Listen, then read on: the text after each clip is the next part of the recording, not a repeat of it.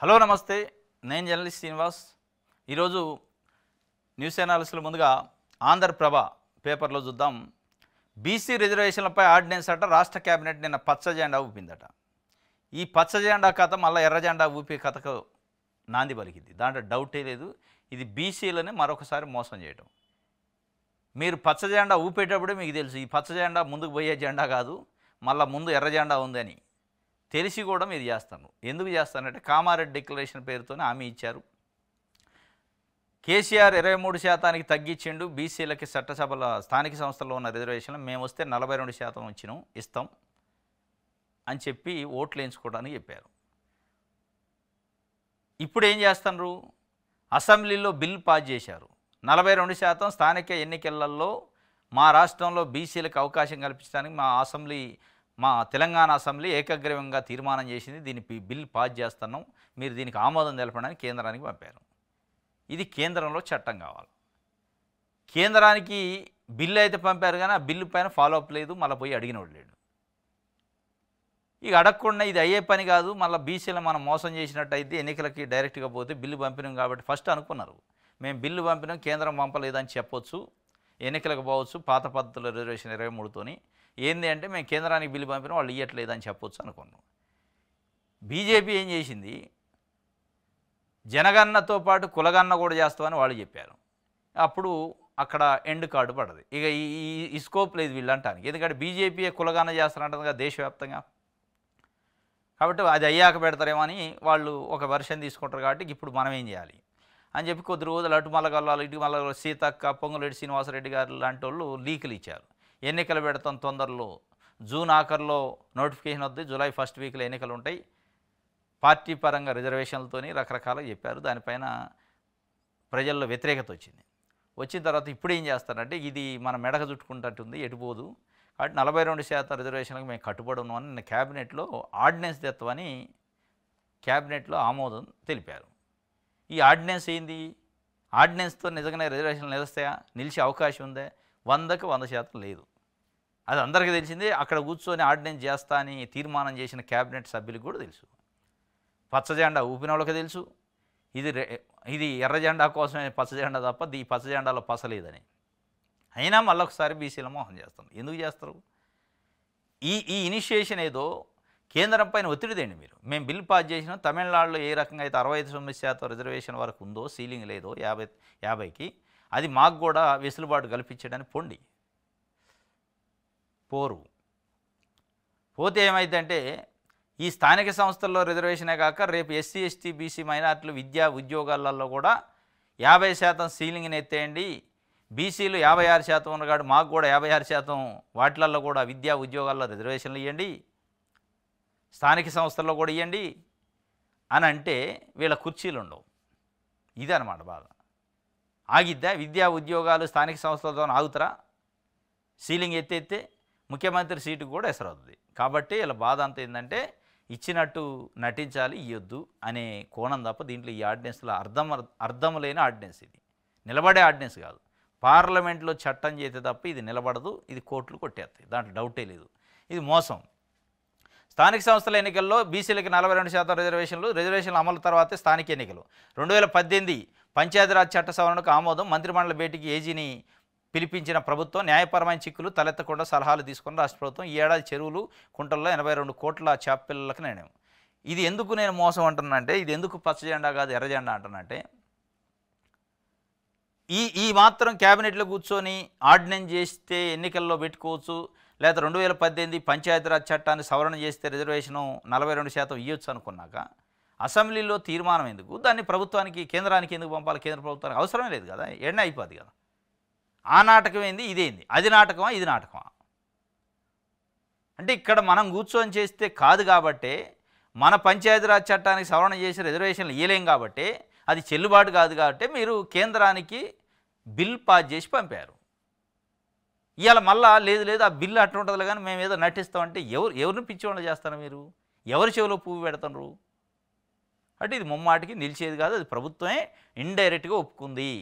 ఇది నిలిచేది కాదు కాబట్టి మేము బిల్లు పాస్ చేసి కేంద్రానికి పంపినాం, అనివార్యంగా అది రావట్లేదు కాబట్టి మేము ఏదో నటిస్తున్నాం అని చెప్పడానికి తప్ప ఈ నటన ఈ పచ్చ జెండా ఉత్తది. ఇది ఒక వార్త అయితే. ఇంకోటి మార్చిలోపు 1,00,000 ఉద్యోగాలట, తదనుగుణంగా కార్యాచరణ, త్వరలో 17,000 ఖాళీల భర్తీ, జాబ్ క్యాలెండర్. క్రీడా గో పాలసీలకు మంత్రిమండలి ఆమోదం, జాతీయ అంతర్జాతీయ క్రీడల యువత రాణించే విధంగా క్రీడా పాలసీ. ఇది మార్చి అంటే 2026 మార్చిలోపు 1,00,000 ఉద్యోగాలు భర్తీ చేస్తారట. ఈ మధ్యకాలంలో నిరుద్యోగులు జాబ్ క్యాలెండర్ ఏమైంది, జాబ్ క్యాలెండర్ జాడలేదు, పెద్ద ఎత్తున అసంతృప్తి వ్యక్తం చేస్తున్న నిరుద్యోగులు. కాంగ్రెస్ పార్టీ అధికారంలోకి వస్తే 2,00,000 ఉద్యోగాలను ఒక సంవత్సరం, మొదటి సంవత్సరం లోపే భర్తీ చేస్తామని హామీ ఇచ్చింది, ఎన్నికల్లో పెట్టింది. దాంతోపాటు జాబ్ క్యాలెండర్ కూడా పెట్టింది. ఆ 2,00,000 ఉద్యోగాలు దేవుడు ఎరుగు, జాబ్ క్యాలెండర్ లేదు, ఇస్తానన్న ఉద్యోగాలు లేవు, చెప్పిన మాటలు ఎడిపోయినాయి, చేస్తానన్న పనులు ఎడిపోయినాయి అని నిరుద్యోగులు ఆవేదన వ్యక్తం చేస్తున్నారు, అసంతృప్తి వ్యక్తం చేస్తున్నారు. దానికి ముఖ్యమంత్రి మొన్న ఎల్బీ స్టేడియంలో ఖర్గే గారు వచ్చిన మీటింగ్లో చెప్పిండు, 60,000 ఉద్యోగాలకు ఒక్క ఉద్యోగం తగ్గినా మీ కాళ్ళ ముందు నుంచి దూరిపోతా, కాళ్ళ కింద నుంచి దూరిపోతా అన్నాడు. అసలు 60,000 ఎక్కడిది? మీరు అన్నది 2,00,000 ఉద్యోగాలు ఒక సంవత్సరంలోపు కదా, 60,000 అయింది. మళ్ళీ మీరు ఫిగర్ని ఎందుకు తగ్గిస్తున్నారు? అదొక భాగం. ఈ 60,000 ఎవరు ఇచ్చినాయి? కేసీఆర్ ఇచ్చిన నోటిఫికేషన్లు. కేసీఆర్ ఎన్నికలకు పోయే ముందు కొన్ని నోటిఫికేషన్లు ఇష్యూ చేస్తే అవి మధ్యలో ఎగ్జామ్స్ అయ్యి కొన్ని ఎగ్జామ్స్ కాకుండా కొన్ని ఆగిపోతే వాటిని కొన్నిటికి ఎగ్జామ్ పెట్టారు, కొన్నిటికి ఎగ్జామ్ పెట్టిన వాటికి రిజల్ట్ ఇచ్చి అపాయింట్మెంట్ ఆర్డర్లు ఇస్తే అవి మీ ఖాతాలో వేసుకొని మేము 60,000 ఇచ్చిన అంటే మోసం చేస్తున్నాడు కాదు ఇది. మీరు అంటున్న 60,000లో మీరు పట్టు అని వేసినాయి ఒక 10,000 పోస్టులు కూడా లేవు, మీరు సొంతంగా వేసినాయి. ఇట్లా ఎవరికో పుట్టిన బిడ్డని నా బిడ్డ అని చెప్పుకునే కథ చేస్తే నిరుద్యోగులు మరీ తెలివి తక్కువ, చదువుకున్న వాళ్ళు కాదు, వాళ్ళకి అర్థం కాదా? ఏ నోటిఫికేషన్ నెంబర్ ఎప్పుడు వచ్చింది, ఏ తేదీలో నోటిఫికేషన్ వచ్చింది, ఎప్పుడు మనం ఎగ్జామ్ రాసినాం, ఎవరిని మోసం చేస్తానని తెలియదా? ఇవన్నీ ఉన్నాయి కాబట్టి అసంతృప్తిని పోగొట్టడానికి 1,00,000 ఉద్యోగాలు మార్చిలో పట్ట నిజంగా వస్తాయా, ఉత్త ప్రకటనలకే పరిమితం అనేది ఇంక భవిష్యత్తులో చూడాలి. ఎందుకంటే మనం రాజీవ్ యువ వికాసం చూసినాం, అది ఎడిపోయిందే తెలియదు. దాన్ని బయటికి తీసే కార్యక్రమం కూడా చేయలేదు, నిన్న క్యాబినెట్లో కూడా దాన్ని చర్చే లేదు దానిపైన. ఇది ఒక వార్త. రైట్, వెలుగు చూద్దాం. రైట్, బెట్టింగ్ యాప్స్ ప్రమోషన్, 29 మంది సెలబ్రిటీలపై ఈడీ కేసు పెట్టింది. వీళ్ళలో నటులు విజయ్ దేవరకొండ, రాణా, ప్రకాష్ రాజు, మంచులక్ష్మి, ప్రణీత, నిధి అగర్వాల్, అనన్య నాగళ తదితరులు. సోషల్ మీడియా ఇన్ఫ్లుయెన్సర్లు, యూట్యూబర్లు కూడా ఉన్నారు. మనీ లాండరింగ్ కోణంలో ఈడీ దర్యాప్తు త్వరలో నిందితులకు సమాన్లు ఇచ్చే ఛాన్సు. వీళ్ళంతా నటులు, ప్రకాష్ రాజు, విజయ్ దేవరకొండ, దగ్గుబాటి రాణా, ఇట్లా కొంతమంది ఉన్నారు, మంచులక్ష్మి. వీళ్ళకి కనీస బాధ్యత లేదు, సమాజం పైన కనీసం బాధ్యత లేదు. వీళ్ళని ఫాలో అయ్యే అభిమానులు కొన్ని లక్షల మంది ఉంటారు. మన్ని ఫాలో అయ్యే మన మార్గదర్శకంగా గైడెన్స్గా తీసుకునే చాలామంది ఫాలోవర్స్ ఉంటారు, అభిమానులు ఉంటారు. మనం వేసే ప్రతి అడుగు, మనం చేసే ప్రతి పని వాళ్ళ పైన ఇన్ఫ్లుయెన్స్ చేస్తుంది. కాబట్టి మనం ఎట్లాంటి రోత పనులు చేస్తాం అనేది కనీసం చూసుకోవాలిగా. డబ్బుల కోసం కక్కుర్తిపడి బెట్టింగ్ యాప్స్కి యాడ్ చేశారు. బెట్టింగ్ యాప్స్ ప్రమోషన్ కార్యక్రమాల్లో పాల్గొన్నారు డబ్బుల కోసం కక్కుర్తిపడి. మీకేమైనా పైసలు తక్కువ ఉన్నాయా? ఒకవేళ నిజంగానే మీకు పైసలు తక్కువ ఉన్నాయంటే మీ అభిమానులు సందాలు వేసుకొని ఇచ్చేటోళ్ళుగా. ఈ బెట్టింగ్ యాప్స్ ప్రమోషన్ కార్యక్రమం చేయడం వల్ల ఏం చేశారంటే వీళ్ళ అభిమానులు అంటే మా నటుడు, మా హీరోనే, మాకు నచ్చిన హీరోనే యాడ్ చేసినట్టు ఇది నమ్మకమైన యాడ్ అయినా అందులో పెట్టుబడులు పెట్టారు. బెట్టింగ్ యాప్స్లో పెట్టి లక్షలు పోగొట్టుకొని అప్పుల పాలై చచ్చిపోయారు ఆత్మహత్య చేసుకొని. చాలామంది ఆత్మహత్యలు చేసుకొని చనిపోవడానికి కారణం ఇగో వీళ్ళంతా, ఈ 29 మంది. వీళ్ళపైన ఆల్రెడీ తెలంగాణ ప్రభుత్వం 2-3 ఎఫ్ఐఆర్లు చేసింది. వీళ్ళందరూ ఆల్రెడీ కేసులో ఉన్నారు. దీన్ని ఇప్పుడు సెంట్రల్ గవర్నమెంట్లో ఉన్న ఈడీ ఎన్ఫోర్స్మెంట్ డైరెక్టరేటు ఈ కేసును టేకప్ చేసింది. మనీ లాండరింగ్, డబ్బుల కోసం చేశారు కాబట్టి డబ్బుల కోసం చేసి కేవలం వీళ్ళు యాడ్సే చేశారా, లేదా అసలు ఆ యాప్లలో చేస్తున్న బిజినెస్ నుంచి కూడా వీళ్ళకి ఏమైనా డబ్బులు వచ్చినాయా? దొంగ యాప్ల వాళ్ళు ఉన్నారు కదా, వాళ్ళు వీళ్ళ కానించి ప్రజల కానించి డబ్బులు గుంజుకొని ఆ డబ్బుల్లో వీళ్ళకి ఏమైనా వాటా ఇచ్చారు. ఈ కోణంలో దర్యాప్తు చేస్తారు ఇప్పుడు ఈడీ. సిగ్గు శరము సీవి నెత్తురు ఉండాలి కనీసం. అంటే కనీసం సమాజానికి మీరు ఒక మార్గదర్శకులుగా ఉండాల్సిన వాళ్ళు సమాజం పైన కనీసమైన బాధ్యత లేకుండా ఆ యాప్ ఎవడు, ఆ యాప్ దొంగదా మంచిదా తెలియకుండా దాంట్లో ఇన్ఫ్లుయెన్స్ చేసి దాన్ని ప్రమోషన్ చేసి ఇలా లిటరల్గా కొన్ని వందల మంది ఆత్మహత్యలు చేసుకున్నారు. ఆత్మహత్యలుగా పోయి హత్యలు చేశారు. కొన్ని వందల మందిని మీరు హత్య చేశారు. హత్యా కేసులు పెట్టాలి మీ పైన. వాళ్ళు చేసుకుంది ఆత్మహత్యే, కానీ ఆత్మహత్య కారణం మీ ప్రమోషన్స్, మీ యాడ్లు. కాబట్టి మీరు హత్య చేసినట్టు ఇలా ప్రభుత్వాలు ఈడీ కూడా ఏం పెట్టాలంటే వీళ్ళ పైన హత్యా కేసు పెట్టాలి, మర్డర్ కేసు పెట్టాలి. పెడితే ఇంకోటి రేపు యాడ్లు చేయకుండా ఉంటారు. కక్కుర్తి ఆ డబ్బుల కోసం. ఎవరిని మీరు చంపారు? మీ అభిమానులే చంపారు. మిమ్మల్ని ఫాలో అయ్యే అభిమానులే మీరు ఇలా ఒక రకంగా కత్తి పెట్టి పొడి చంపినట్లు లెక్క. కాబట్టి 29 మంది పైన నిన్న కేసు ఈడీ నమోదు చేసింది. అంతకుముందు తెలంగాణ ప్రభుత్వం కూడా చేసింది. ఆ కల్లులో ఏం కలిసింది, కూకట్పల్లి ఘటనకు కారణాలు ఏంటో తేల్చండి. ఎక్సైజ్ శాఖ ప్రభుత్వ ఆదేశం. రాష్ట్ర వ్యాప్తంగా అన్ని కల్లు కాంపౌండ్స్లోనూ తనిఖీలు చేపట్టి రిపోర్ట్ ఇవ్వాలని ఆర్డర్. రంగంలోకి ఎక్సైజ్ శాఖ. కూకట్పల్లిలోని కల్లు కాంపౌండ్స్లో శాంపిల్ సేకరణ. కల్లులో ఆల్ఫోజోలం మత్తు ట్యాబ్లెట్లు, మురికి నీళ్లు కలిపినట్టు గుర్తింపు. ఆ కల్లులో ఏం కలిసింది? అయిపోయా. చచ్చిపోయాక ఏం కలిసిందని ఇప్పుడు తెలుసుకుంటాడు. చచ్చాక పోస్ట్ మార్టం చేసినట్టుంది. అరే మనిషి చనిపోకముందు చర్యలు తీసుకోవాలి. ఇప్పుడట రాష్ట్ర వ్యాప్తంగా అన్ని కల్లు కాంపౌండ్స్లో విస్తృతమైన తనిఖీలు అట. ఈ 2 రోజులే, తర్వాత ఏముండదు. మొన్న పాశమైలారంలో సిగాచి కంపెనీలో ప్రమాదం జరిగింది. 42 మంది 45 మంది చనిపోయారు. ఆ 2 రోజులు అడావుడి చేశారు. దాని గురించి ఎవడు మర్చిపోయాడు. మళ్ళీ మిగతా ఫ్యాక్టరీలన్నీ ఫార్మా కంపెనీలు అదామామూలుగా అన్నీ వదిలేసి రూల్స్ నిబంధనలు వదిలేసి నడుతున్నామని ఎవడు తనిఖీ చేసినోడు లేడు, పట్టుకున్నోడు లేడు, సీజ్ చేసినోడు లేడు, వాళ్ళపైన కేసులు లేవు. ఇది కూడా అంతే. కళ్ళు కాంపౌండ్లో చనిపోయారు కాబట్టి అడావుడు ఒక 2 రోజుల తర్వాత ఏముండదు. ఇది 2 రోజులు అడావుడి చేయడానికి కాదు ఎక్సైజ్ డిపార్ట్మెంట్ పెట్టింది. 2 రోజులు అడావుడి చేయడానికి కాదు ఫైర్ డిపార్ట్మెంట్ పెట్టింది, లేబర్ డిపార్ట్మెంట్ పెట్టింది, శానిటేషన్ డిపార్ట్మెంట్ పెట్టింది, పొల్యూషన్ డిపార్ట్మెంట్ పెట్టింది, ఇన్స్పెక్షన్ డిపార్ట్మెంట్ పెట్టింది. ఈ డిపార్ట్మెంట్లో ఉన్నది దీనికోసం. డైలీ వాళ్ళు తనిఖీలు చేయాలి. చేయరు. డబ్బులు తీసుకొని తనిఖీలు చేయకుండా ఇట్లా ప్రజల ప్రాణాలు పోయిన రోజు అడావుడి చేయడం తప్ప ఏముండదు. రైట్. హెచ్సీఏ అధ్యక్షుడు జగన్మోహన్ రావుకు బిగిస్తున్న ఉచ్చట. సంతకాల ఫోర్జరీ, నిధుల గోల్మాలు. ఎస్ఆర్హెచ్ మేనేజ్మెంట్ని బెదిరించిన కేసులో అరెస్ట్ చేసిన సిఐడి. మరో 4 నిందితులు కూడా ఈ నెల 22 వరకు రిమాండు. టీసీఏ సెక్రటరీ గురవారెడ్డి ఫిర్యాదుతో గుట్టురట్టయింది. ఈ గురవారెడ్డి ఈ హెచ్సీఏ పైన కంప్లైంట్ చేసింది. ఈ హెచ్సీఏలో జరిగే అవినీతి అక్రమాలు వందల కోట్ల రూపాయలు ఉంటాయి. ఇది బయట సమాజానికి తెలియదు. బయట సమాజానికి తెలవకుండా చాలా అవినీతి కార్యక్రమాలు చేయడానికి మళ్ళీ దీంట్లో ఇప్పుడు ఈయన జగన్మోహన్ రావు ఈయనకు బయట ప్రైవేట్ కాలేజీలు నడుపుతారు. అకాడమీల పేరుతోని నడుపుకుంటా వాటికి పర్మిషన్లు ఉండవు, లక్షల ఫీజులు వసూలు చేస్తారు. ఎక్కడక్కడ దందా అనమాట. ఈయన అసలు ఈ హెచ్సీఏలోకి ఎంటర్ అయిందే దొంగ సంతకాలతో, ఫోర్జరీ సంతకాలతో ఎంటర్ అయిందట. ఈయనకి అసలు హెచ్సీఏకి క్రికెట్కి సంబంధమే లేదు. డబ్బులు సంపాదించడం కోసం అందులోకి వచ్చిండు. దొంగదందా చేయాలంటే హెచ్సీఏని అడ్డం పెట్టుకొని చేయొచ్చు. కాబట్టి అందులోకి పోయి అధ్యక్షుడు ఎట్ట కావాలంటే ముందు అందులో మెంబర్ కావాలి. మెంబర్ కావడం కోసం మెంబర్షిప్ ఫోర్జరీ సంతకాలతో తీసుకుండట. ఎందుకంటే మెంబర్షిప్ ఆ క్రికెట్ రంగానికి అనుబంధంగా ఉన్న వాళ్ళకే ఇస్తారు. ఈయన కాదు, ఆ రంగం లేదు, అది మన్ను లేదు, ఏది లేదు. ఫోర్జరీ సంతకాలతో ఎంట్రీ అయ్యి ఫోర్జరీ వ్యక్తిగానే హెచ్సీఏ అధ్యక్షుడు అయ్యిండు. హెచ్సీఏ అధ్యక్షుడై ఏమైనా ఊకుండా పదవిని అనుభవించిందంటే లేఖ శాస్త్రాలు, ఎకిల్ శాస్త్రాలు చేసి ఎస్ఆర్హెచ్ దగ్గర డిమాండ్ చేసిండు 10% కమిషన్ ఇవ్వాలి టికెట్ల రూపాయలని. వాళ్ళు ఊకుంటారు. కంప్లైంట్ చేశారు. గురవారెడ్డి మెయిన్ ఆ సెక్రటరీ కంప్లైంట్ చేసి ఇప్పుడు అందరు జైల్లో కూర్చున్నారు.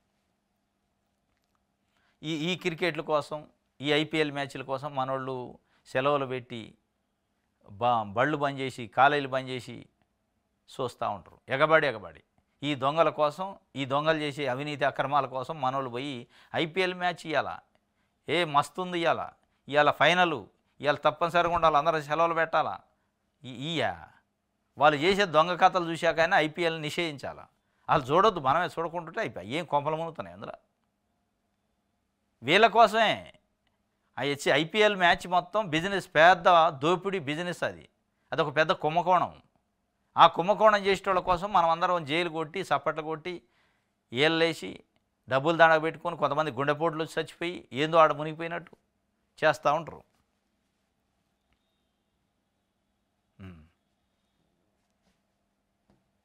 రైట్. సాక్షి పేపర్.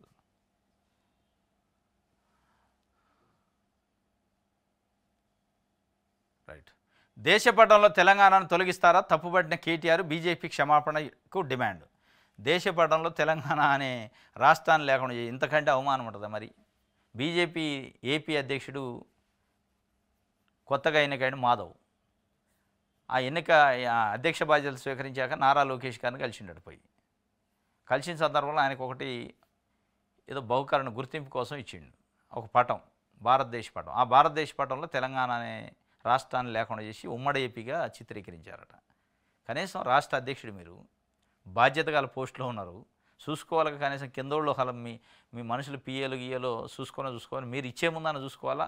ఆ తీసుకున్న ఆయన చూడాలి, ఇలా చూడాలిగా. అది పేపర్లో వచ్చింది, దాన్ని చూసి కేటీఆర్ నిన్న మండిపడ్డాడు.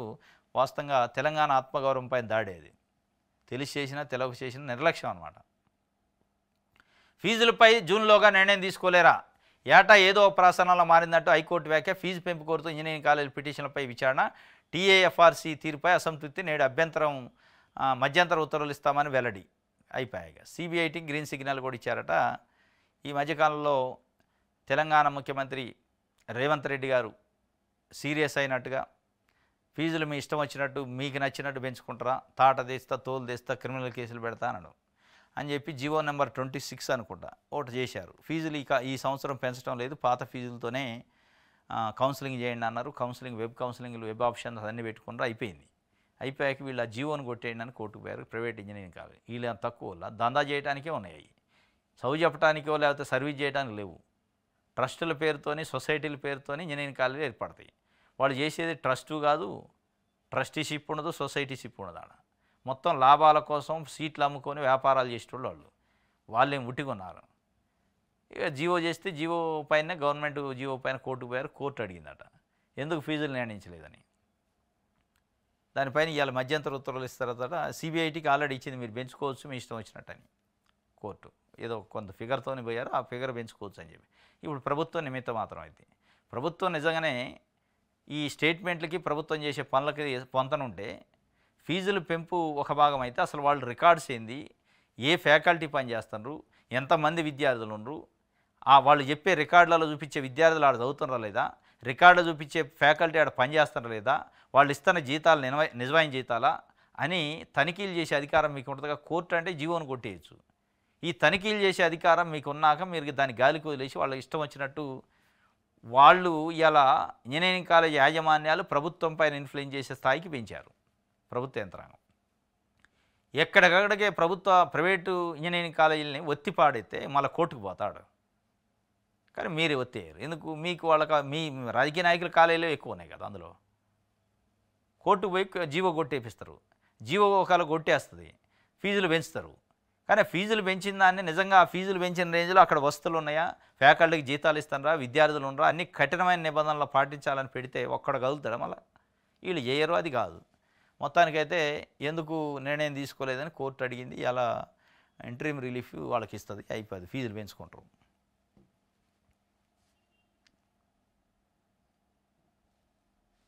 రైట్.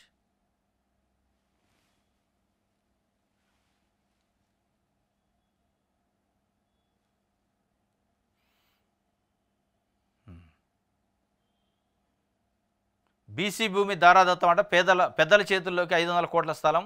నానక్రామగూడలో 5 ఎకరాలు గతంలో బీసీ హాస్టల్కి కేటాయించారు. ఆ తర్వాత రద్దు చేసిన గత ప్రభుత్వం. జియో 59 కింద రెగ్యులరైజేషన్ చేసిన రెవెన్యూ. నివేదికలు సమర్పించిన తహసీల్దారు. ఇది షేర్లింగంపల్లి రెవెన్యూ అధికారుల తీరు. హాస్టల్కి కేటాయించారట, బీసీ హాస్టల్కి. వెంటనే వీళ్ళ గతంలో గడిచిన ప్రభుత్వంలో ఉన్న పెద్దలో కన్నుబడి దాన్ని కాజేయాలనే కార్యక్రమంలో బీసీ హాస్టల్ నుంచి తరలించేసేసి దాన్ని జియో నెంబర్ 59 కింద కన్వర్షన్ చేసుకొని రెగ్యులరేషన్ చేయించి మొత్తం అప్పుడు రెవెన్యూ అధికారులను పట్టుకొని రెగ్యులరేషన్ చేశారట. జియో నెంబర్ 59, 58 100 120 గజాలు ఎవరైనా పేదోళ్ళు గుడిసెలు వేసుకుంటే ఇల్లు కట్టుకుంటూ ఉండటానికి వాటిని రెగ్యులర్ చేయాలి. 5 ఎకరాలు రెగ్యులరేషన్ చేశారట. వీటిపైన ముఖ్యమంత్రి రేవంత్ రెడ్డి గారు కొత్త ప్రభుత్వం మేము ఫోరెన్సిక్ ఆడిట్ చేపిస్తామన్నారు. వీరు ఫోరెన్సిక్ ఆడిట్ చేయకుండా వీళ్ళు పోయి గోపనపల్లి వీళ్ళు ఒక ఖాతా తెరిచారట.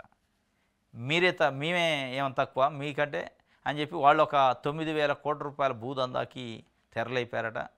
అదే కాంగ్రెస్ పార్టీ ఎంపీ దాని వెనక ఉండని, కాంగ్రెస్ పార్టీ బిగ్ బాస్లు ఉండని నిన్న వార్తలు వచ్చినాయి. ఇవాళ చూస్తే ఇది బీసీ హాస్టల్ను కూడా వదిలిపెట్టలే, ఖాళీ చేసి ఇది నానక్రామగూడ అంటే 100 కోట్ల రూపాయలు ఉంటుంది ఒక్కొక్క ఎకరం, 5 ఎకరాలు గాజేసే కార్యక్రమం. ఇది తెలంగాణ జాగృతి యజమాని మా డిమాండ్కు తలొగ్గిన రేవంత్ సర్కారు. సంబరాలు చేసుకుంటారు, రంగులు పూసుకుంటున్నారు కవిత గారు. కొంచెం అన్నా ఉండాలిగా. ఒకవైపు మీ పేపరు, మీరు బీఆర్ఎస్ పార్టీలోనూ మీ పేపర్ ఇలా నమస్తే తెలంగాణ బీసీలను మోసం చేస్తుండ్రు రేవంత్ రెడ్డి అని రాసింది. నయవంచన చేస్తుండు, మోసం చేస్తుండు ఆర్డినెన్స్ పేరుతోని. అది నిలిచే ఆర్డినెన్స్ కాదు, తెలిసి కూడా చేస్తుండు. పచ్చ జెండా ఊపినాం అని చెప్పి ఇది తప్పు అని చెప్పి వాళ్ళు రాస్తారు. మీ పార్టీ విధానం అది. మీరేంది మేము విజయం సాధించడం అని రంగులు పూసుకుంటారు. ఏం విజయం అయితే అయి మీకు కనీసం ఉండాలి కదా. నిజంగా వాళ్ళన్న 42%తోని ఎన్నికలు పెట్టే అవకాశం ఉందా? ఆ ఆర్డినెన్స్ నిలబడే అవకాశం ఉందా లీగల్గా? లేదు. మీకు తెలుసు. ఎందుకు ఈ సంబరాలు? ఎవరిని మోసం చేస్తారు? ఒకవైపు మీ నాయన మీ అన్న ఇది మోసం ఇది దగ అని మీ పత్రిక వార్తలు రాస్తే, ఇంకొకవైపు మీరు సంబరాలు చేసుకుంటారు. ఏంది దాని అర్థం? సంబరాలు చేసుకుంటారంటే ఓకే అన్నట్టుగా, ప్రభుత్వం చేసింది మంచి పని అన్నట్టుగా. మీ డిమాండ్ వల్లనే నెరవేరిందట. ఏం నెరవేరింది? ఏమొచ్చింది బీసీలకి? ఏమి రాలేదు. ఉట్టిదే ఇదంతా అబద్ధం, శుద్ధ దండగా వారం. స్థానిక ఎన్నికల్లో బీసీలకి 42% రిజర్వేషన్లు కల్పించేందుకు కేబినెట్ ఆమోదం. 18 నెలలుగా బీసీల హక్కుల కోసం కథం తొక్కుతున్నాం. తెలంగాణ జాగృతి అధ్యక్షురాలు బీఆర్ఎస్ ఎమ్మెల్సీ కవిత బంజారాహిల్స్లోని ఆమె నివాసం వద్ద సంబరాలు. ఈ సంబరాలు పసలేని సంబరాలు, ఈ సంబరాలు పనిలేని సంబరాలు. ఏముంది అందులో? ఆర్డినెన్స్ చేస్తే సంబరాలు అసలు చేసినోడే చేసుకోవట్లే. ఆర్డినెన్స్ చేసిన కాంగ్రెస్ పార్టీ ప్రభుత్వమే నిన్న సంబరాలు చేసుకోలేదు, ఎందుకంటే ఇది అయ్యేది కాదని చెప్పి. మీరేం సంబరాలు? ఏంది ఇదంతా? పరాస్పరుడికి తెలుగుంటున్నట్టుంది కథ. ఇప్పుడు బీఆర్ఎస్ పార్టీ చెప్పాలా మరి ఏమో సంబరాలు చేసుకున్నది మీ ఎమ్మెల్సీ, మరి మీరు మద్దతేనా? ఇది కరెక్టేనా? ఇది మోసం కాదా? అంటే రేవంత్ రెడ్డి ప్రభుత్వం చేసింది కరెక్ట్ అని బీఆర్ఎస్ ఒప్పుకుంటున్నట్టేనా? ఒప్పుకోవద్దు. మరి ఏం చేసిన సంబరాలపైన ఏం యాక్షన్ ఉంటుంది? ఇది తెలంగాణ జాగృతి విజయం అట. అసలు ఆ జీవో ఏది ఆర్డినెన్స్ చేసిన వాళ్ళే మా విజయం అని చెప్పుకోవట్లే. వాళ్ళు భయపడతారు. అది ఏడ ఆగిపోద్దు మళ్ళీ బదనాం అవుతామని వాళ్ళు బాధపడతారు. ఇగో నమస్తే తెలంగాణలో చూపిస్తాను నేను ఆమె సంబరాలకి ఇక్కడ రాసిన దానికి. బీసీలకు కాంగ్రెస్ ఘరానా మోసం. రాష్ట్రపతికి బిల్లు పంపి రాష్ట్రంలో ఆర్డినెన్స్ డ్రామా. 42% కోటపై ఆర్డినెన్స్ క్యాబినెట్ నిర్ణయం చట్టపరంగా చెల్లుబాటు కాదని తెలిసి రేవంత్ సర్కారు దులిపేసుకునే ప్రయత్నం. ఆర్డినెన్సే పరిష్కారం అయితే అసెంబ్లీ తీర్మానం ఎందుకు చేశారు అని బీసీ సంఘాలు అడుగుతున్నాయి. మరి మీ బిడ్డేమో ఇది కేసీఆర్ పత్రికే నమస్తే తెలంగాణ అంటే బీఆర్ఎస్ పత్రిక. మరి మీ కూతురు కవిత గారే సంబరాలు చేసుకుంటున్నారు. మీరేమో ఇది బీసీలను మోసం చేయటమే ఘరానా మోసం అని చెప్తారు. ఎవరిది మోసం? మీ కుటుంబంలోనే ఒకళ్ళు మోసం అంటుంటారు, ఒకళ్ళని సంబరాలు చేసుకుంటుంటే ముందు అది మాట్లాడండి.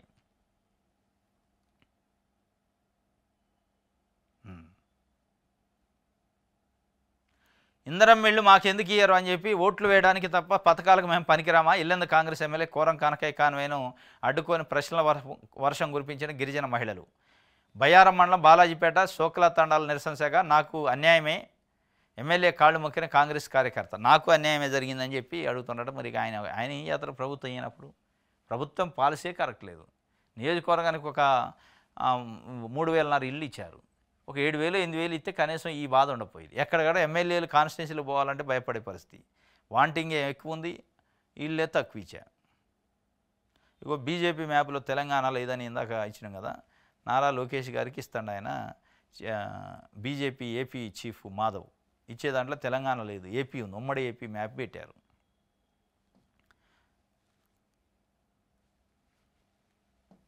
రైట్, ఆంధ్రజ్యోతి చూద్దాం.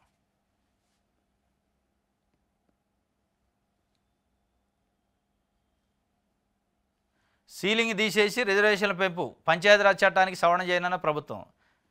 ఇది పచ్చి అబద్ధం, ఇది పచ్చి మోసం. సీలింగ్ తీసేసి రిజర్వేషన్లు పెంపాడు. సీలింగ్ తీసేసి అధికారం ఎవరికి ఉంటుంది? పార్లమెంట్కి ఉంటుంది. సీలింగ్ క్యాబినెట్ తీసేసే పరిస్థితి ఉంటే కేంద్రానికి బిల్లు పాస్ చేసేందుకు పంపాలా? సీలింగ్ తీసేయండి, 50% పైన పెంచుకునే అవకాశం ఇప్పించండి అని పార్లమెంట్కి కేంద్ర ప్రభుత్వానికి ఎందుకు బిల్లు పంపాల? అవసరం లేదు కదా. మీరే సీలింగ్ తీసే అధికారం మీకే ఉంటే ఏడనే తీసేసి ఎప్పుడో ఎన్నికలు అయిపోయాయి కదా. అది లేఖనేగా ఈ కుంటు సాకులని. ఎందుకు ఈ మోసం? ఇది సీలింగ్ తీసేసి రిజర్వేషన్ పెంపట చట్టానికి సవరణ చేశారట. చట్టానికి సవరణ చేసేది చల్లనే చల్లదే.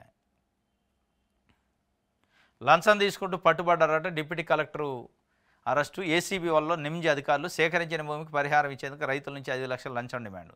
65,000 తీసుకుంటుండగా డిప్యూటీ కలెక్టరు, డిప్యూటీ తహసీల్దార్తో పాటు డ్రైవరు అరెస్ట్ అయ్యారు. ఇగో ఈయన ఏసీబీకి పట్టుబడ్డ NIMZ special deputy collector Rajireddy, deputy tahsildar Satish, driver Durgaiah. సిగ్గు ఉండాల. అన్నం తింటే ఈ ఏరు, గడ్డి తింటే చేతరు. డిప్యూటీ కలెక్టర్ అంటే ఏంది, డిప్యూటీ తహసీల్దార్ అంటే ఏంది? వాళ్ళు డివిజనల్ మేజిస్ట్రేట్, ఎగ్జిక్యూటివ్ మేజిస్ట్రేట్ ఆయన. ఈ డిప్యూటీ తహసీల్దార్ రేపో మాపు తహసీల్దార్ అవుతారు. ఆయన మండల మేజిస్ట్రేట్, ఎగ్జిక్యూటివ్ మేజిస్ట్రేట్. సిగ్గు శరము షీమి నెత్తురుంటే ఈ పనులు చేయరు. ఎవరి కాడ మీరు లంచం తీసుకునే పాపం? వాళ్ళు నిమ్జ్ అనే దానికి ప్రభుత్వ కార్యక్రమానికి ఇన్స్టిట్యూట్కి భూముల్ని ఇస్తే త్యాగం చేస్తే వాళ్ళ భూమికి వాళ్ళకి రావాల్సిన పరిహారం ఇప్పించడానికి కూడా కంపన్సేషన్ వీళ్ళ భూమి ఇచ్చినందుకే ఉట్టికి ఇట్లా మళ్ళా రైతుల భూమిని గుంజుకొని దానికోసం ఇచ్చే డబ్బు ఇవ్వడానికి కూడా వాళ్ళ కళ్ళు లంచం అడిగారంటే ఇంతకంటే దౌర్భాగ్యం, ఇంతకంటే గడ్డి తినే పని, ఇంతకంటే లోఫర్స్ ఇంకోటి ఉంటాడా? అధికారులు ఎందుకు అధికారులు గౌరవం లేదు మీరంటే, ఇంత అగౌరవమైన పనే. వాళ్ళ కోసం నిమ్జి కోసం భూములు పోయిన వాళ్ళ కాడ లంచం తీసుకున్నాడా? మీకు పరిహారం మీది మీకు ఇవ్వాలంటే లంచం ఇవ్వాలి అని చెప్పి డబ్బులు మాట్లాడుకున్నాడ 5 లక్షలకి పట్టించిండు. ఇప్పుడు ఏమైంది? వీళ్ళ దేశపై జైలుకు పంపిస్తారు, మళ్ళీ 3 నెలలు బయటకు వచ్చి జాబ్ ఎక్కుతారు. ఇది కాదు, ఏసీబీ చట్టంలో మార్పు చేయాలి. ఒకసారి లంచం తీసుకుంటూ పట్టుబడ్డాడు అంటే వాడిని జాబులోంచి రిమూవ్ చేయాలి. చేస్తూ ఏం చేయాలి? వాడు ఇప్పటిదాకా సంపాదించిన లంచగుండితో సంపాదించిన ఆస్తులన్నీ రికవరీ చేసి ప్రభుత్వం ఖాతాలో వేయాలి. అప్పుడు భయపడతాడు వాడు. ఉద్యోగం బాధ్యత, ఉద్యోగం సస్పెన్షన్ అయితే అంటే వాడు భయపడతాడు. అసలు ఉద్యోగం ఉండదు, ఇక మనం బజారున పడతాం. మనం ఇప్పటిదాకా అవినీతి అక్రమాలతో సంపాదించిన ఆస్తి అంతా బాధ్యత అంటే భయపడతారు తప్ప ఒక డిప్యూటీ కలెక్టరు రైతుల్ని ఆ విధంగా ఇబ్బంది పెట్టి లంచం తీసుకునే పరిస్థితి ఉంటే భయం లేదు. రైట్, ఈనాడు చూద్దాం.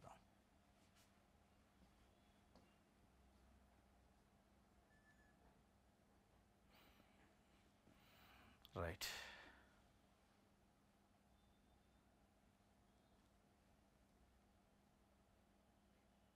బీసీసీఐ నిధులు గోల్మాలు, టెండర్లు లేకుండానే పనులు అప్పగింత, 2.32 కోట్లు పక్కదారి. మాజీ మంత్రి సంతకం ఫోర్జరీతో శ్రీచక్ర క్రికెట్ క్లబ్లోకి ప్రవేశం, హెచ్సీఏ అధ్యక్షుడి జగన్మోహన్ రావు అక్రమాలు బహిర్గతం. జగన్మోహన్ రావు రిమాండ్కి తరలిస్తున్న ఈయనంతా హెలికాప్టర్లను తిరుగుతాడు డెడ్. చాలా పెద్ద హ్యాండే. ఇట్లా అక్రమాలు చేసి అక్రమంగా సంపాదించే డబ్బుతోని ఎక్కడ పోయినా హెలికాప్టర్ అయినా, స్పెషల్ హెలికాప్టర్, హెలిప్యాడు అంత కథ ఉందట. ఇక ఆయన అసలు జాయిన్ అయిందే ఫోర్జరీ సంతకంతో జాయిన్ అయ్యాడట బీసీ దాంట్లో హెచ్సీఏలో.